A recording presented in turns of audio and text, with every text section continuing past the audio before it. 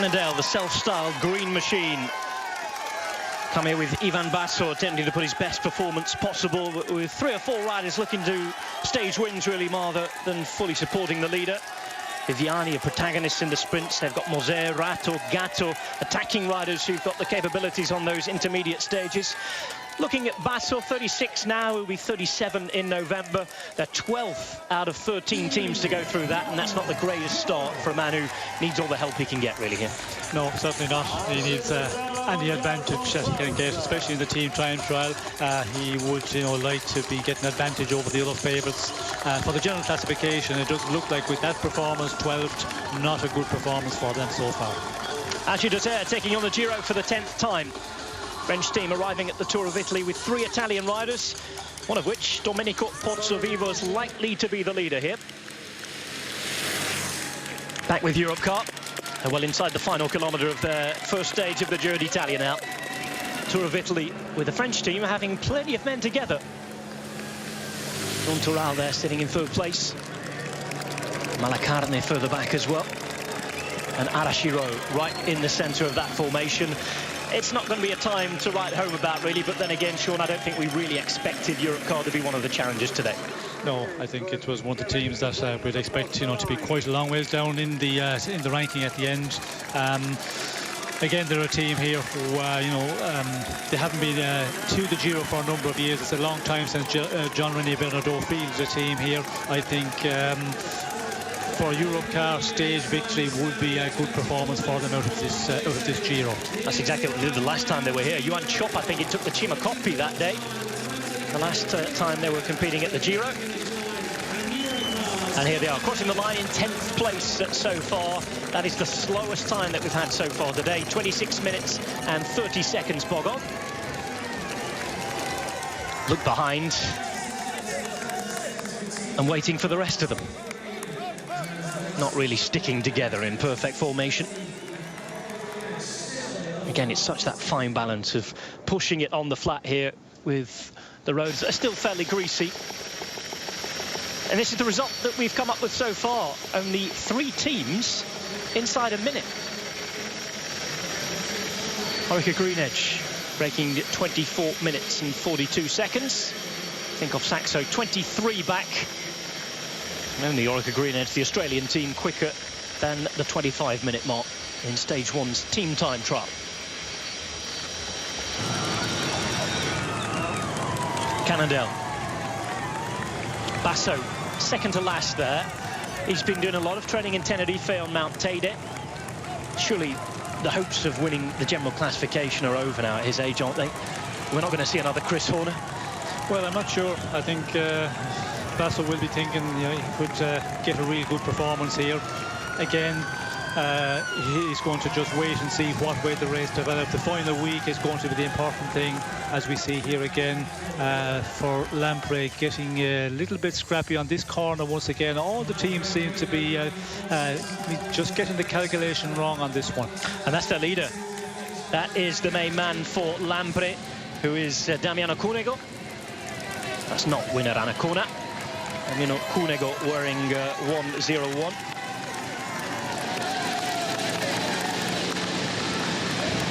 Going back to Basso, I think he will be just, seeing how this race go. The final week, if he's feeling good and he's still there with a shout to do something in the general classification, he could become a danger man, because this year we haven't got, except for Quintana, the other guys, when you look at the favourites for the overall classification, I think Basso on real good shape. I think he could be, one who could maybe do something, general classification, possibly a podium. We shall see. Ivan Basso has 3 weeks to show us what he's made of. Hasn't had a win since 2012. And of course, I'm sure would love to turn that around. 2 times a winner, the last time in 2010. This is Giant Shimano. Good 9 minutes in. Marcel Kittel, the giant frame of the big sprinter at the back. Looking ahead to the next few days, if he gets put in the right place, there's no sprinter who can live with him really in this race, is there? On his best form? Well, you would not expect, when you look at the way he's sprinting last year, this year, in the beginning of season, you know, he is really the one to beat. And when you look at the other sprinters in this Giro, difficult to see anybody matching him. But again, when we started last year in the Tour of France, you know, Kittel wasn't the one who was on, you know, all our minds, and he just turned out. So will we see some of the other sprinters really performing well and coming up with, you know, some magnificent performances in this one? It is possible. We hope so. We want plenty of competition. Not too much competition in terms of the time being set by Team Giant Shimano at the first time check. It's our yearly hello to Androni Giocattoli, winners of the Coppa Italia seemingly every year at the minute. That gives them an automatic place into this race. And they come with the former Italian champion, Franco Pelizzotti, leading their team. Manuel Belletti's there for the sprints, another man who hasn't won in a while. But the likes of Emanuele Sella and Jackson Rodriguez and Yonda Godoy, well, they'll be happy they're here. They had visa problems, didn't even know that we're going to be starting the Giro d'Italia until 24 hours ago, the two Venezuelans. Lampre Merida. 25 minutes and 43 seconds. Again, not going to be, pardon me, one of the biggest times. Looks like they'll be slightly slower than Française des Jeux. Pink helmets visible from the other side of Belfast, I think, even in this weather. 7th at the moment. 1 minute and 20 down on the team set by Orica-GreenEDGE. Just to remind you, the virtual Maglia Rosa at the minute is Svein Tuft, and the virtual white jersey for the best young rider will be Luke Durbridge. Still teams to start, though. Garmin will be next, Bardiani after that, BMC, who, remember, won the team time trial at the Giro del Trentino the other week. Mega Pharma-Quick step Astana, and the final team will be Neri Sotoli. This is how it stands at the minute, though. Orica-GreenEDGE very much in charge.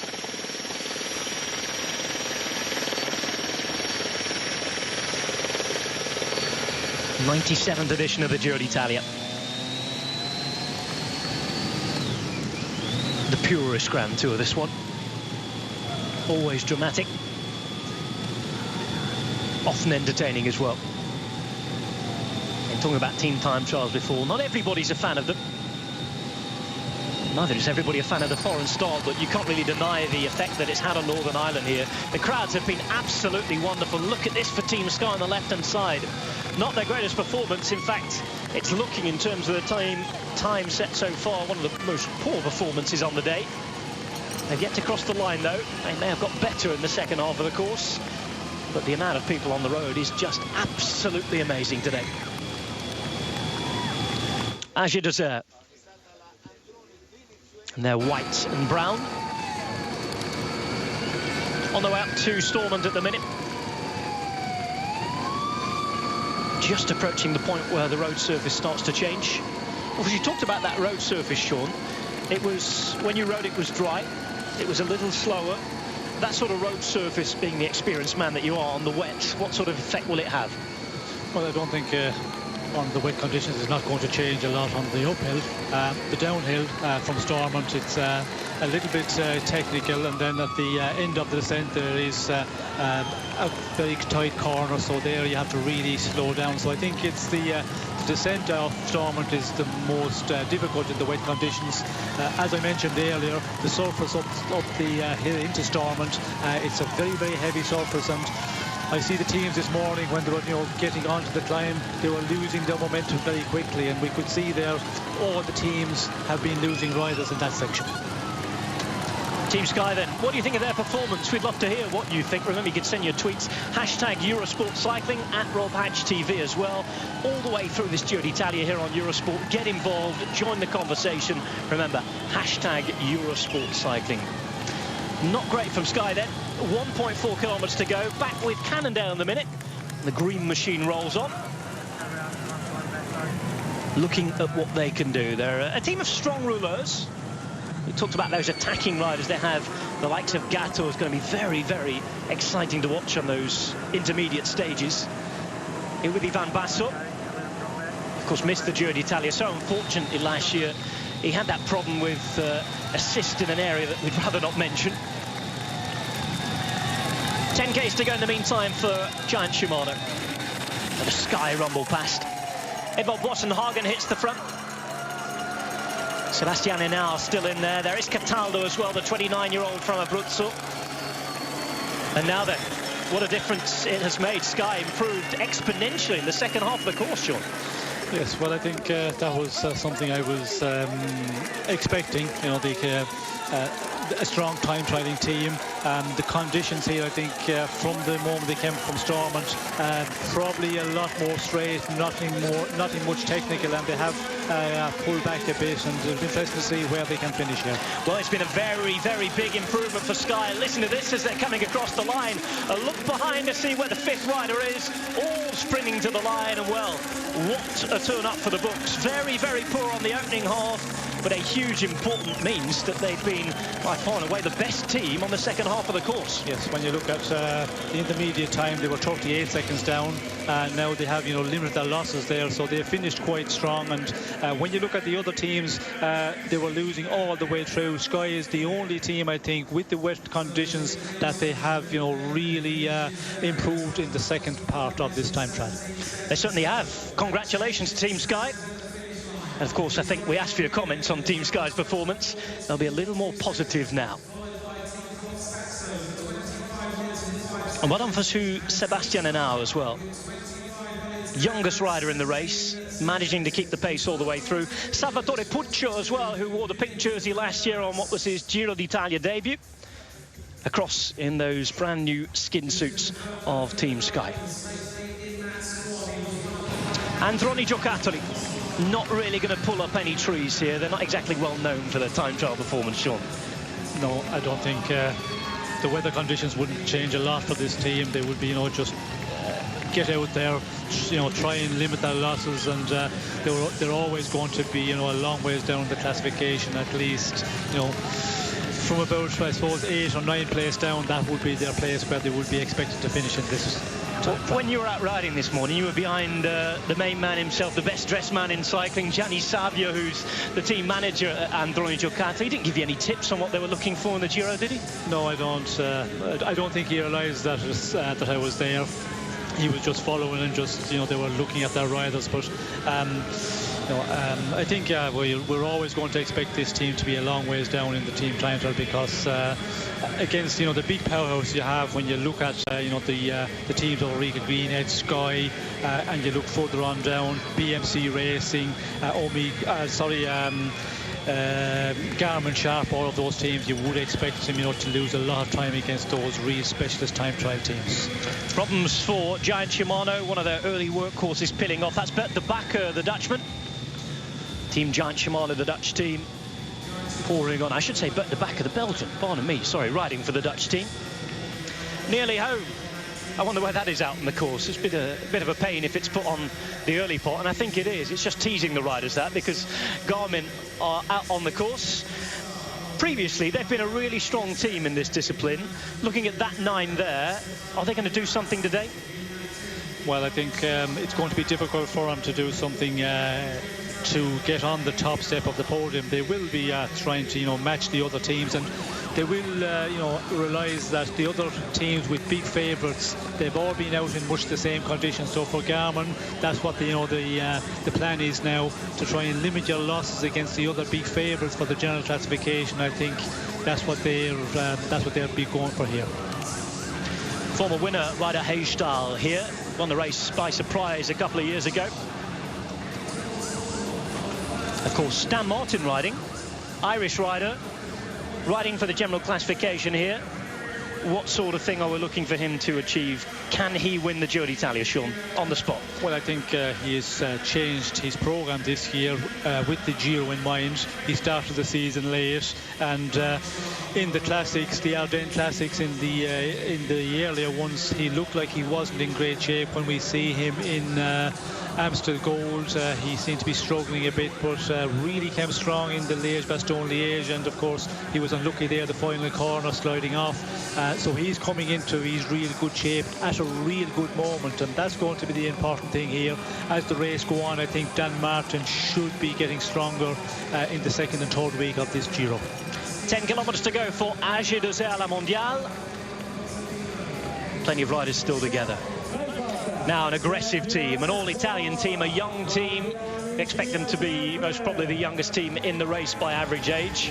They're run by the Reverberi brothers. Stefano Pinazzi won the King of the Mountains last year.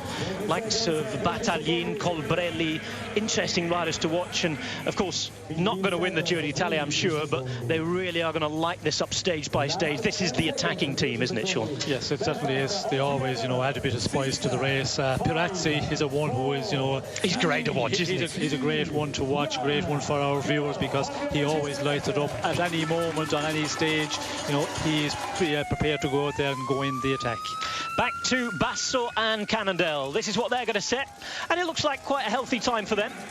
Not really lost any time on their big general classification rivals, and they could be setting one of the best times of the big GC guys. Looking up to Quintana and Movistar, there's a real chance here that Ivan Basso hasn't going to have lost any time whatsoever on Quintana. In fact, he may well have gained a second or two. We shall see. In fact, that is 2 seconds quicker than Quintana. Cannondale into fourth at the minute. Ivan Basso's had a very good start to the Giro d'Italia. Yes, and again, considering they were at the intermediate time check, they were after losing a lot of time, 46 seconds down. Now they finish at 53, so they have finished the time trial very strong, and a good performance. Very good performance indeed. Look back from Moreno Moser. He of the famous name. Basso in the centre, gritting his teeth. Orica-GreenEDGE leading by 23 seconds, but look at that. Sky and Cannondale in there. Question being asked by Dave Cunliffe on Twitter. We saw Garmin with almost lampshade style space age hats on the other day, the helmets that were brand new developed. They've gone back to the traditional ones. Why would they change that from one race to the other? It was Tour de Romandie. They had these huge, almost lampshade style helmets on. Perhaps going with what you know best in this big race? Well, probably some, testing material, and what better way to do it than in the event. And I presume the Tour of Romandie, that is the place where they could afford to do that. And it tells me that maybe they were not happy that the results that were not good, and back to the traditional or back to the original helmets. I think it's more that they'll have had the mickey taken out of them too much. They look rather bizarre on the top, those lampshade helmets. All new testing though. If it works, then of course they'll end up wearing it. Androni Giocattoli, Venezuela, to give them their full name. Second sponsor, the Venezuelan Tourist Board. Hence, as well, the partnership with Venezuela and the Venezuelan riders. Gianni Savio has been a great scout through the years, picking up riders. Some have come back from suspensions, which, by the way, he said he's not going to do anymore. And here again, once more, this turn causing problems. Are you a little surprised, Sean, that there's nothing protecting the riders from hurting themselves on those bollards there? Yes, it is a dangerous corner. No protection at all from the post there, and from riding the island on the middle of the road. And I think it's a one where you make the calculation, you can see the turn, but the post and the island in the middle of the road is sticking out, and all the teams seem to be getting into difficulty in this corner.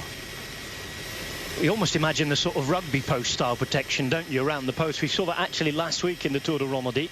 Here in the Giro, it's not being considered enough of a danger for today's race. Perhaps the organisers want to think about that for next year's edition.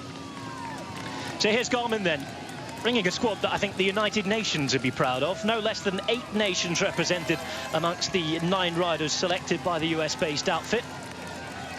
And this is the standing at 7.9 kilometres, but I think Team Sky have already proved today that this isn't the gospel, is it? Certainly not. When you see, the earlier part, Orica-GreenEDGE starting out in perfect conditions, getting a little bit of wet road in the end, and think of, getting the wet conditions, the wet street a little bit earlier, but still a good performance. And when you see the performance of Team Sky, where they were at the intermediate checkpoint at 7.9 kilometres, they improved drastically from there on and finished really strong in the final 50% of the time trial, and a great performance, only 35 seconds behind the leaders at the moment. Well, the rain macs are still on just in case, but the brollies are down now, Sean. And looking at the commentary box here, I'm just seeing the road, pardon me, start to dry up. Could the conditions be improving again? Will the likes of BMC, Omega Pharma-Quick and Astana be rubbing their hands together here? Yes, it is possible. It is drying up on the finish straight, we can see here, but sometimes when it's a little bit of a damp patch, then you get a dry section. That is the most dangerous, because you make the calculation going into a corner, you get a little bit of a dry section, in the corner is wet, and that's where we could see some of the guys overcooking it here in the final number of teams. We've talked about age versus youth at this Giro d'Italia. This team won the final dress rehearsal with Cadel Evans in the Giro del Trentino. The Aussie was third last season. He is, of course, a previous winner of the Tour de France in 2011. He's in good form. This is his target this year. In a word, can he do it? Well, I think he is capable of doing it. We see the performance last year, and he wasn't really targeting the Giro. I think he made a decision quite late to take part in Giro last year, and you consider the performance. This year, he said from the beginning he's going for it, and I think he is capable of winning another Grand Tour. Gian Shimano then coming across the line, looking to better Cannondale's time. I don't think they're going to do it, but it's going to be very, very close. Just a second slower than Movistar. 6th place at the minute, 56 down on Orica-GreenEDGE, and a decent start from them.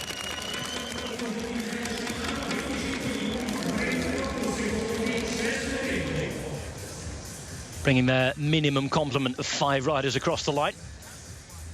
But I think the thought is already on tomorrow, really. Keeping that peloton together, going for the sprint, and making sure that Giant Shimano have options coming with Marcel Kittel on tomorrow's stage.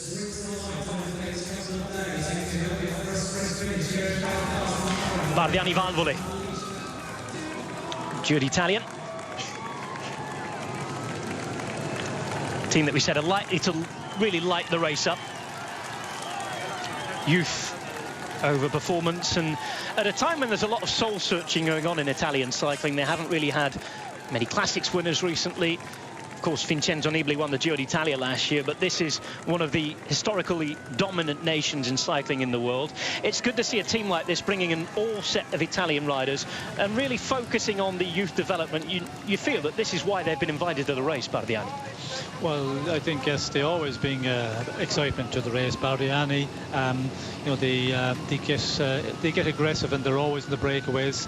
So I think for that reason, they invite the teams back, because if you consider the race where you haven't got some of those teams like Bardiani, I think the race could be dull in a lot of the earlier part of the race, the flatter stages, the medium mountain stages, and they're one of the teams who will certainly light it up. Well, they also rode the Tirreno Adriatico, the Giro organisers' other stage race, one of the 4 wild cards to have done so. Here they are again, dressed in green, and as we said, a little green in terms of experience too.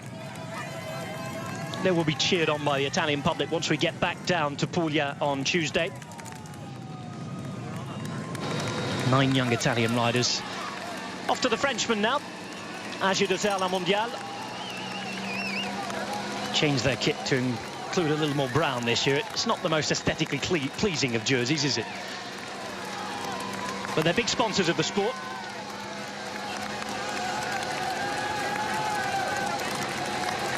Heading through these masses and masses of supporters on the side. Great to see the Irish fans turn out for this one. And the good news is, you can see on that lens, the sun is starting to return a little, and the weather is improving. Roads drying up now, and those here who are ready to say at the end are going to have good conditions again. Orica-GreenEDGE might well be challenged. We shall see. The minute they lead, 23 seconds their lead over the 2nd place Tinkoff Saxo, and looking back at that time, it's looking a great start for Nicholas Roach, isn't it? It certainly is. He's really up there. From a favourite point of view, he is the one who is, at the top of the table at the moment, because he is, ahead of some of the other big favourites. When you see Movistar, at 55 seconds, so immediately has got the advantage there. Looking at the conditions at the moment, it is stopped raining, but I think it's too little too late. It's not going to be sufficient for it to dry out, and when it's just a little bit damp, you know, you still have to be so careful. When the road is, you know, totally wet, it doesn't change a lot. You still have to knock off your pace quite a lot in these fast corners, and I don't think that's going to happen where we're going to see dry roads for the final teams like BMC, like Astana. Mega Pharma-Quick Step and Rigoberto Urán, second at the Giro d'Italia last year. A transfer then ensued to the Belgian super team at Mega Pharma-Quick Step. Urán, 27, second only to the race winner last year, leads this team.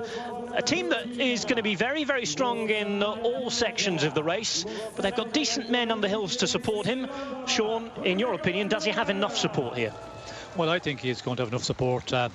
The team time trial is going to be important here. As we know, Mega Pharma-Quick Step, they are, you know, a specialist team, and it'll be interesting to see what sort of performance they will put in, because, you know, they have a lot of pressure on them, you know, to keep Urán in a really good position and not to lose any time to the other big favourites here in this team time trial.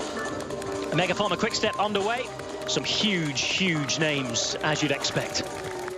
Back to the finish, because they continue to come through. AG La Mondiale.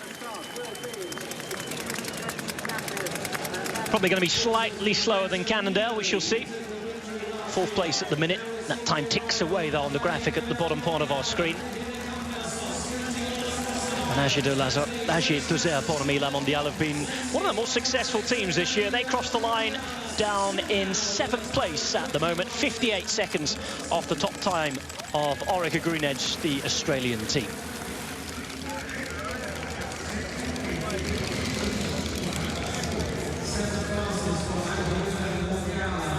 Patrick Gretsch on the right-hand side, really good signing for them, and one as a major time trial man and a former part of teams like High Road. He's going to really improve them in this discipline.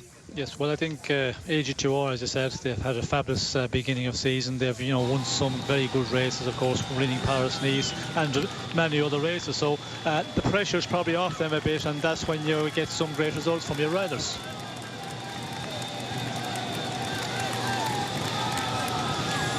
BMC formed a team completely around Cadel Evans here. They've got a team on the flat. They will look after him. They've got strong rouleurs. But in the mountains, talk of Deluxe Domestiques, Samuel Sanchez, he's going to be such an important man. Yes, I think Sanchez is going to be the man where Cadel Evans will be counting on the mountain stages. We can see here, you know, they're really getting down to it, and I think today is going to be an important one for them to put in a good performance, and we know of recent they have been, you know, putting up good performance in the team time trial, so they will have the confidence, but they're starting to lose the rider pretty quickly. Brent Bookwalter, oh, we've had a crash, dear oh dear, 4 men from Garmin down, absolute disaster, and one of the favourites, Dan Martin, has lost 4 men. We remain to see whether that is him down. That's in fact David Tanner at the back who's down, and that looks very, very nasty, Sean. Yes, it does look nasty, and another man down there, number 92, I can tell you, is Andre Fernando Cardoso. Pardon me, it's actually Dan Martin who's down. It's Dan Martin who is down, 97, and that is an absolute disaster for him. Well, Garmin in drama on the first day, and their Giro d'Italia straight away in a real mess, and Dan Martin down. It could be over before the first stage is over. Yes, it doesn't look good, and we can see a number of the riders, you know, seem to be suffering a lot. A rider they're holding his collarbone. This is how it happens, Sean. Yes. Did he touch a wheel? And it is Dan who's gone down. Dan Martin, who went down in the middle of that. It's an eerily similar to his crash the other week in Liège-Bastogne-Liège, because it seemed as though there was nothing around then, and he's come a cropper once more in the wet. Yes, I think he slided on a steel manhole cover. We could see there, you know, he was in line. It looked like at first that he might have touched a wheel, but I think we can see quite clearly there that he just slided on the steel manhole cover. Well, Dan Martin coming into this Giro d'Italia, one of the men that they were really talking up, one of the Irish favourites as well. He's still down on the ground behind that group of people, and it's hard to see him getting up on his bike at the moment. Whatever happens, his Giro d'Italia's over in terms of winning the thing. Yes, well, I think that's certainly over. Hopefully that you know, it's just that he got a heavy smash on the road. That is just the shock of it that is you know, causing the problem at the moment, but it's not looking good. Absolutely rotten luck. Panic in the left-hand side of her screen. We were busy watching BMC on the right-hand side, of course. Garmin going down quickly. That is the state of Dan Martin. Oh, and he's holding his collarbone. Yes, not looking. I think we won't be seeing Dan again, unfortunately. And that's bad news. That is absolutely rotten luck. All the build-up, all the talk. Got to be the most frustrating thing in the world, Sean. Certainly is frustrating. And for you as an Irish, yes, as an Irish fan as well. Yes, well, for the Irish fans and for, you know, the people that are coming out to support him here, but especially for Dan Martin himself, he has targeted this Giro, as we mentioned just some moments ago.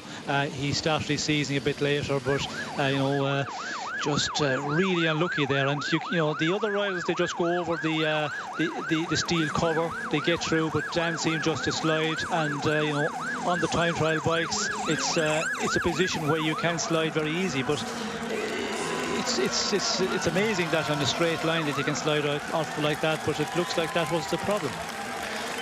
Well, in a state of shock here in the comedy box, as is everybody at the finish line. It's gone very, very quiet. In the meantime, we must go back to the finish line because this is Androni Giocattoli, Venezuela, coming back across to finish their team time trial. They look to have put in a fairly respectable time, certainly given the fact that they're not a team to be talked up in this discipline. They're not one that spends a heck of a lot of time working on it. But they're going to come across the line with an average time. Not the worst on the day, I don't think. Androni Giocattoli, 10th place at the moment.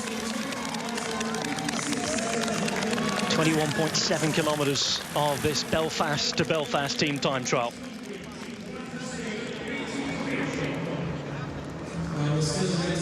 Androni coming across the line, 6 riders coming home together.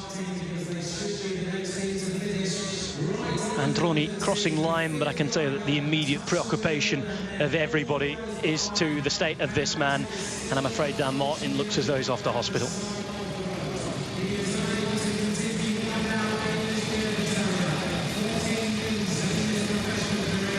Awful luck, rotten luck.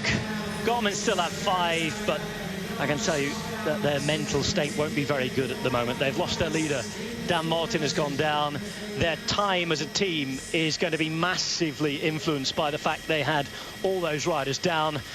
And well, Sean, it's just a nightmare start to a stage race. Can you think of anything in recent history so early on a stage where so many of a team have gone down and the leader's gone down with them? It's awful. 15 minutes into the Giro d'Italia and it's done for them. Yes, well, it's just a disaster for Dan Martin, and you know, the number of riders that went down there. Of course, we could see everybody else slow down quite a lot to see what was, you know, happening, and you know, for 4 riders to go down from the team, you know, it's just a disastrous start to this Giro.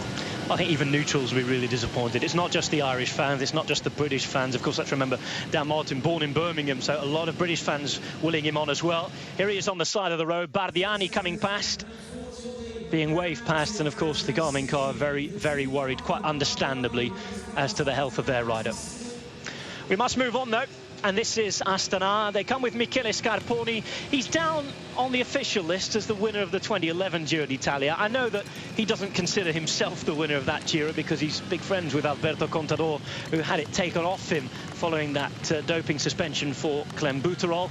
But Scarpo here wants to win it on the road before he retires. Time's running out for him, but what a team he's got backing him up. Yes, a real strong team, and you know, when you look at the riders they've been there, they've got everything. They certainly have got the support for Scarponi in the mountains, and they will be now trying to, you know, put up a real good performance here to get Scarponi into a position in general classification up there with the other big favourites. Talking of favourites, it's BMC. We mentioned the 2008 Olympic champion Samuel Sanchez. Number 51 is the man to watch, though. The Australian flag on the back of his helmet. That's Cadel Evans, the winner of the 2011 Tour de France. 10 kilometres to go here. And hoping to win the Giro for the first time. And it's almost a home race, let's not forget, for Cadel Evans. Such an important rider in Italy. He's got a lot of Italian fans. lives just across the border in Italian-speaking Switzerland. Now back with Omega Pharma-Quick Step. Alessandro Petacchi, Alijet, 40 years of age, leading them up the Klein-Stormer. A rider that the Italians are hoping to wave off loss one last time. Hopefully for them, with a victory or two on Italian soil later on. 9 minutes 14 seconds now. The fourth best time early on in this Giro for Omega Pharma-Quick Step at that first check. Good time for them, just behind BMC. All ready for our final team on the road then. 22 from 22 teams. The team that is led by Matteo Rabottini. They've got the rider from Panama, Ramon Carretero. 133 is the only representative of his country. Nearly Sottoli. Not everybody's cup of tea. Can understand why a lot of people weren't happy about them being invited to this Giro d'Italia after the disaster and the embarrassment of the positive tests for Danilo Di Luca and Sant'Ambrogio as well last year. But the team run by Luca Scinto have been reborn over the winter, given another chance to compete at the top. Not everybody's cup of tea, Sean. Are you happy that they're back in the race? Well, I think considering the situation, you know, Scinto, he was under the impression, and he had so many promises that, you know, everything was okay with De Luca, but it didn't turn out that way at all. I think we have to take the guy for, you know, his word, and it's nice to see him back. And it's a team that, again, we will see. I think they will be very, you know, active in the stages, in the flat, medium mountain stages. We will see them emanating the race again. Matteo Rabottini, by the way, their leader, was a King of the Mountains winner as well 2 years ago at this race. Now this is Garmin. Their time flicking by 26 minutes at the moment. I think we're expecting them to post the slowest time, at least one of the slowest times. Now BMC. Everybody's still together as well here. I tell a lie, there's a couple of riders gone off the back. I thought it looked like a long train then. Yes, and the interesting one at BMC at the 7.9 kilometre mark, there were 12 seconds down. So it's one of the teams, you know, for a long time that, you know, has posted up such a close time at the intermediate to the top of the table at the moment. Orica-GreenEDGE and Tinkoff Saxo Bank. Also Omega Pharma 14 seconds down at that intermediate checkpoint as well. So, you know, those teams are posting up a strong time at the intermediate point. Astana on the right-hand side. Penultimate team to start today. They're just beginning their team time trial. Looking for Michele Scarponi. Another interesting rider to watch for them at this Giro d'Italia is young Sardinian Fabio Aru. He's been coming up the ranks for the last few years. I think he was with contender, if I'm not mistaken, very, very early on. He's gone to Astana. And, well, if it doesn't work for Scarponi, then it may well have to work for him. 4 men here for Garmin, I should say 3 and 2, desperately trying to wait. And suddenly Ryder Hagestad, winner a couple of years, will become the team leader again, won't he? Yes, it's, you know, a total disaster, a total change for Garmin. And when you look at the intermediate time, they were 39 seconds down, so they were, you know, posting up quite a strong time. And when you look at the other teams from that point, they all seem to be finishing that bit stronger. So I reckon Garmin would have been capable of doing the same, but unfortunately it's all fell apart because of the crash for Dan Martin. Here we go then, Garmin-Sharp going to post a team that is well down. 5 men in that team, and the time is going to be well over 28 minutes. 28 minutes, 8 seconds. 17th out of the 17 teams to come home. They're well applauded. I wonder how many people know about Dan Martin's fall and injury. Well, you've been around teams, Sean. You manage a team as well. What's the atmosphere going to be like in the bus now? Well, I think they will have to, you know, pull themselves together. It's an unfortunate situation to lose Dan Martin, you know, at such an early point. But as we can see, you know, they just have to get on with it. And hopefully for Dan Martin, which is not looking good, it looks like that he has a collarbone problem there. I think you know, it's looking pretty sure that he has broken a collarbone. We saw Tyler Farrer as well coming across the line there. Let's spare a thought for him. 3 years ago today, he lost his best friend on this race as well, Walter Vaillant. No bib 108 in the race. That was his bib when he sadly died.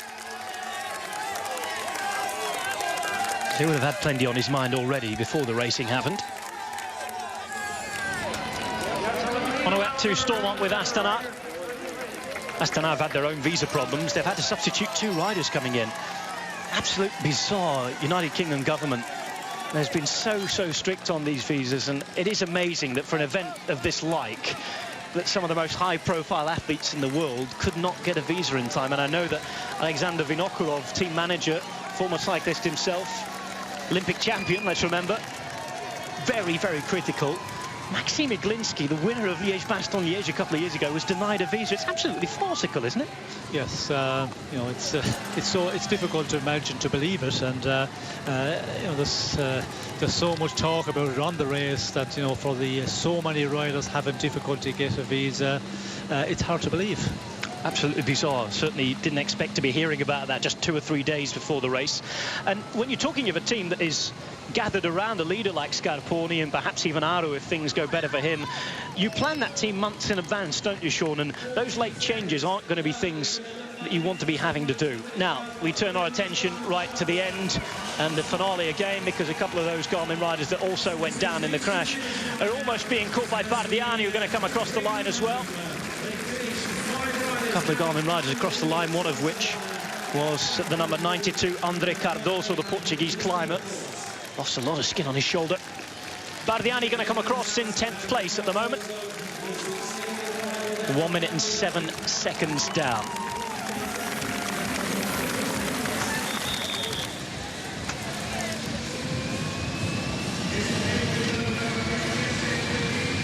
Astana then, keeping everybody together for the moment. Mikel Landa, another big climber at the back, the Basque man.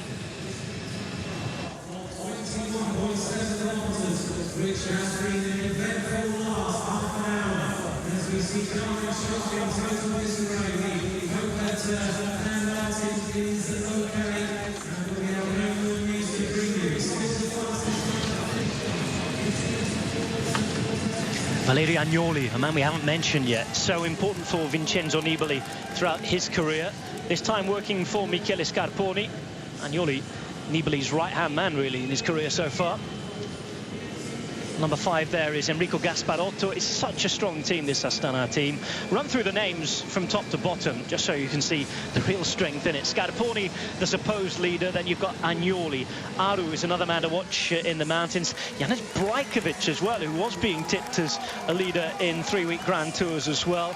Borut Bozic, Mikel Landa, Paolo Tiralongo led this team as well previously on the Giro d'Italia. André Zeitz is certainly a force to be reckoned with. This is BMC in the meantime. We were calculating a little earlier on, Sean, cut-off time in this first team time trial stage.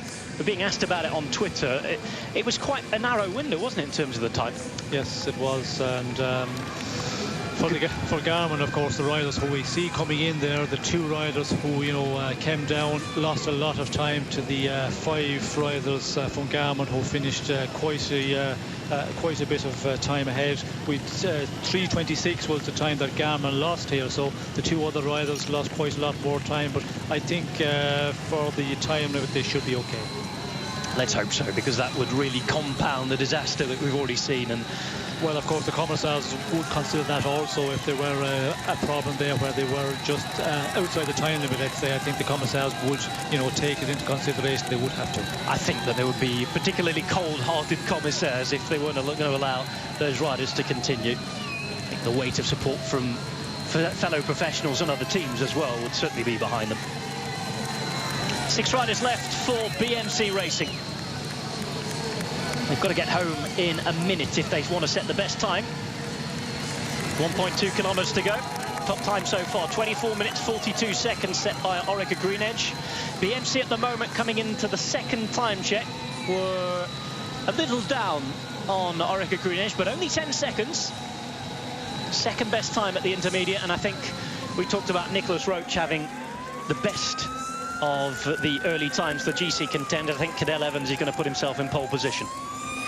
Yes, it's a good performance, a real strong performance from BMC, considering the conditions still out there. We can see the road, it hasn't dried up, very, very damp in places, and that certainly, you know, cost BMC a little bit of time. But you know, Cadel Evans is going to put himself in a real strong position on the lead, on the classification between the big favourites.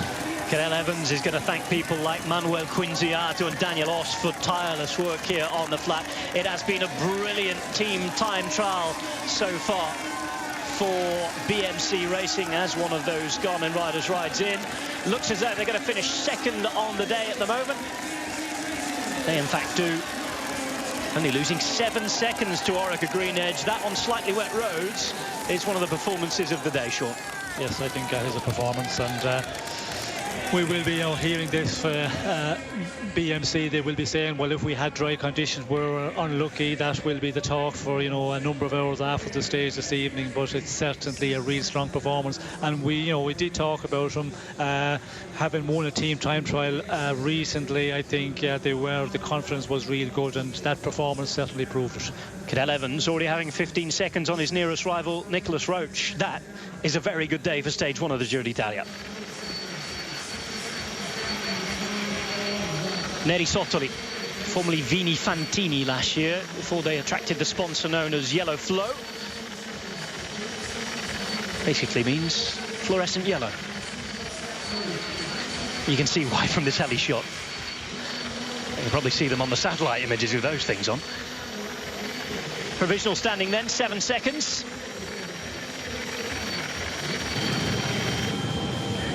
And this is the speed.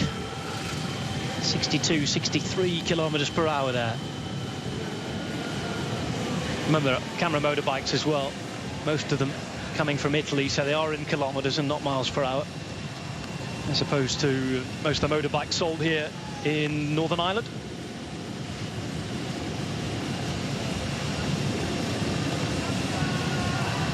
Andrzej Zeitz at the back. Another important Kazakh rider. In fact, the 2 riders who were denied visas, both from Kazakhstan, and for a Kazakh team to only have 1 Kazakh rider starting will be a disappointment to the owners. Now then, will we close again? Another rider, 2 riders this time. 147 there. Being Wout Poels. Poels at the back in good form in the Ardennes Classics. 1-3 is Tom de Gent as well. Poels and de Gent are going to be very, very important, I think, for Rigoberto Urán, aren't they? Well, certainly Thomas de Gent, we've seen him in the past when he gets... Podium finisher, remember. When he gets into shape, you know, he is a rider who can perform in a 3-week tour. Will he get into that shape in this Giro? The earlier part of the season, he hasn't been performing that well, but I think, he is coming better as the season go on. Neri Sottoli then. 12.5 minutes into their first stage of the Giro d'Italia. Well, the wait to go onto the top of the podium goes on. Laughing, smiling, joking. They came here looking for the stage win. At the minute, it's job done for Orica-GreenEDGE. Couple of teams who could potentially threaten them still. One being Omega Pharma-Quick who set a very decent time at the first time split, but on the second time split, we're 11 seconds down at Oxford Street, 15.3 kilometres in.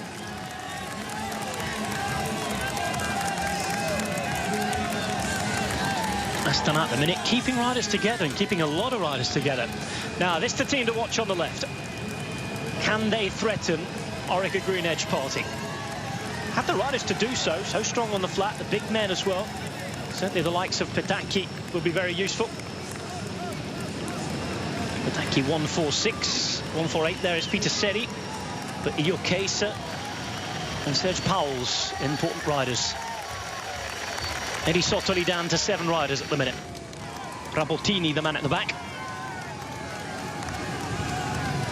Will be the last team to finish whatever happens.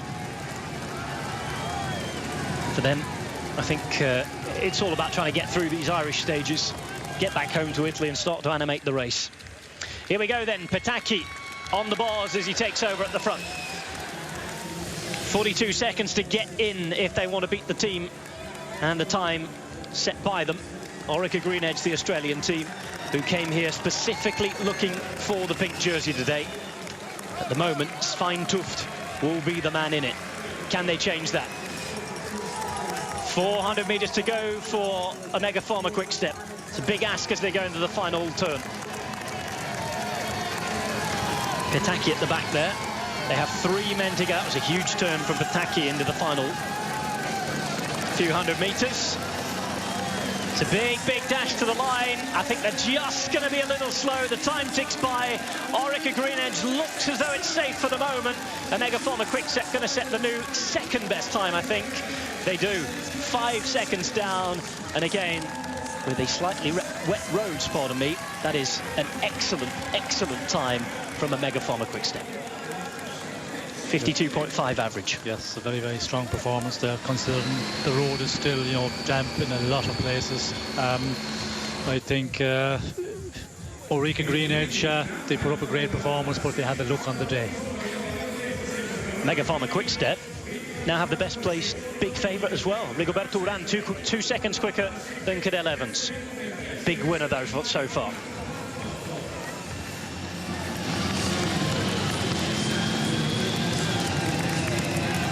Orica-GreenEDGE still lead, but it's got a whole lot closer.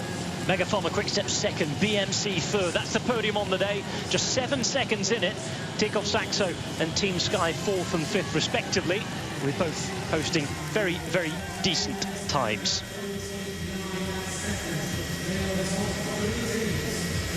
Nine men still here for Astana. Strong ride, 20 minutes in. Haven't seen that so far today. No, it's surprised to see so many riders together here, but and looking at the times, you know, they are putting in you know, quite a good time. Will they improve again? On the first time check, they were 30 seconds down. We've seen some of the teams, you know, being a little bit less than that down, but finishing very strong. Omega Pharma-Quick step, you know, they were also they were much better at that point at 14 seconds, and then they reduced it at the second checkpoint at 13.3 to 11 seconds, and we can see the way they finishing 5 seconds out. So will we see Astana finishing very strongly? We wait to see. Neri Sottoli in the meantime on their way back into Belfast City Hall. So great to see all those people still on the side of the road. A lot of these people, remember, it is Friday, it's a working day. They finish work, they've raced down here to get to the side of the roads. It's a huge welcome from the Northern Irish population. Nobody coming across on that turn for once. Scarponi second to last there. Rider just behind him was Mikel Landa, former Euskaltel climber, another man who's going to be so important in the mountains. Astana, another easy team to spot. Astana name, by the way, the name for the relatively new capital of Kazakhstan. Capital used to be Almaty in the southeast corner of the country. Astana right in the middle of the steppe land. Huge, vast, expansive country, Kazakhstan. So much natural mineral wealth. And a lot of that money being poured into the cycling team for quite a few last few years now. 6 in formation still for Neri Sottoli. Lukashenko's men just about keeping it together.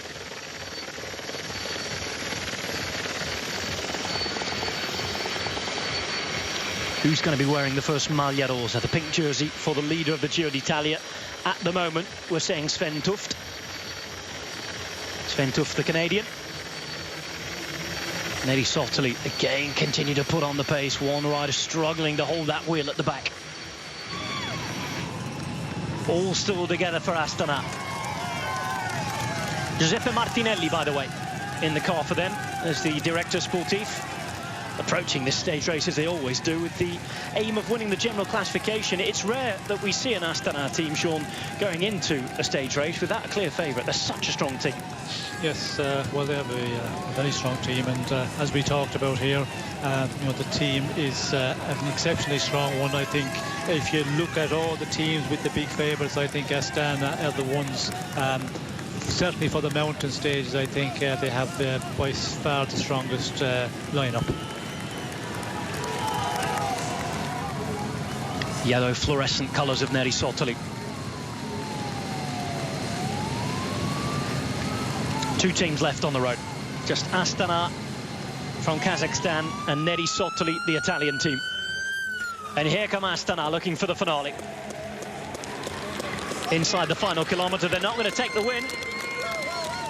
And looking at Neri Sotoli's split time so far, I think we do have a winner already. That will be Orica-GreenEDGE, as it's been throughout the most of the day so far. But Astana are going to set a very decent time, and one that I think will please their leader, Michele Scarponi. Not going to be quite up there with the likes of Nicholas Roach, Cadel Evans, or even Rigoberto Urán in terms of limiting the losses. I think they're going to be fairly close. A few seconds lost on Nicholas Roach there. You can say he's the third in the line of the big favourites today.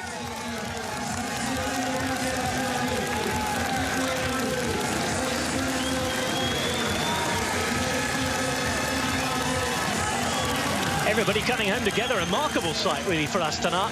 6th on the day, 38 seconds behind. A solid start. Not bad, not good. Solid and important for Michele Scarponi. Out the way.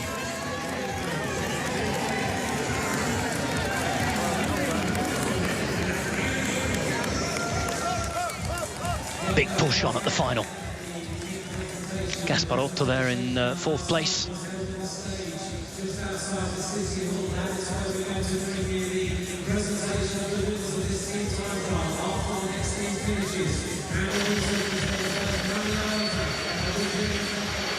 Svein Tuft then will be in the pink jersey, unless Neri Sotoli do something quite outstanding in the final couple of kilometres or so. Was the aim of the day for Orica-GreenEDGE, and a very happy birthday to him. Birthday of dreams, really. 37 years of age, 2008 World Championship silver medalist. Svein Tuft, part of that team that finished 2nd on Italian roads in the team time trial at last year's World Championships. The plan was put together for Orica-GreenEDGE to take the stage in the jersey today. It looks as though they're going to take both the pink jersey and the white jersey. Of course, Luke Durbridge being the best positioned young rider. All in all, I think we can safely say it's going to be a very, very good day for them, Sean. Well, it's a dream start for the team, you know, to win the stage, take the race leader's jersey, take the young jersey classement. You know, what better could you expect for? And as we can see here, they're getting ready to celebrate.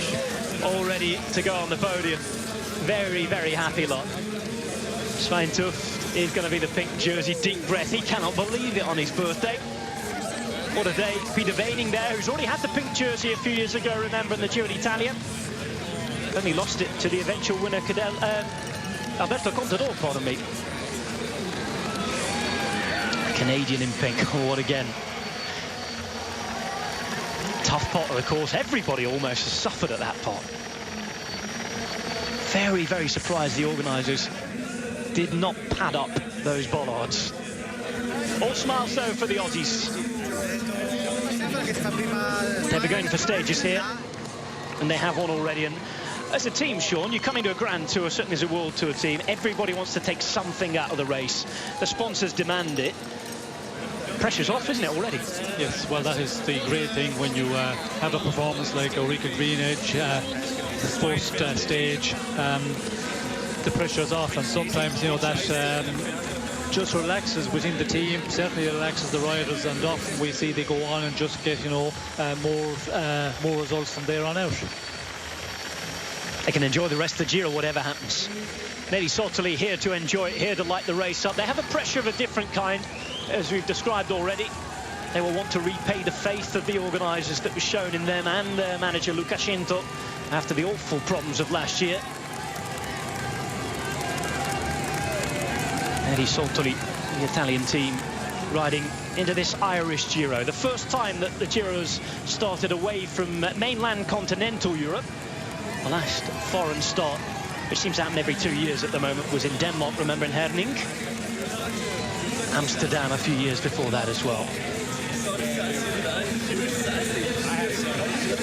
A good day, a good day. Be plenty of souvenirs taken away. The most special of that will be a pink jersey. Of course, you've worn leaders' jerseys at races, Sean. What sort of feeling is it? Well, it's a great feeling when you do it with the team. You know, if you do it a little bit more individual, of course, you always need the support of the team in the stage race. It's so important that you have a good team about you. But, you know, you can do it maybe an individual time trial on a mountain stage. So it's a little more an individual effort in a way. But when you do it in the opening team time trial, everybody is after contributing, you know, to get that race leader's jersey to win the stage.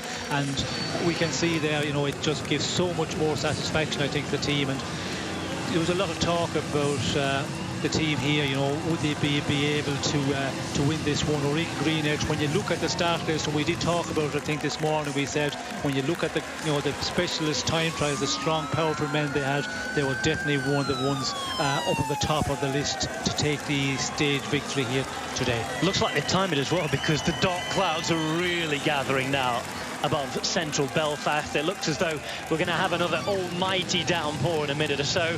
We have confirmed the winners on the day.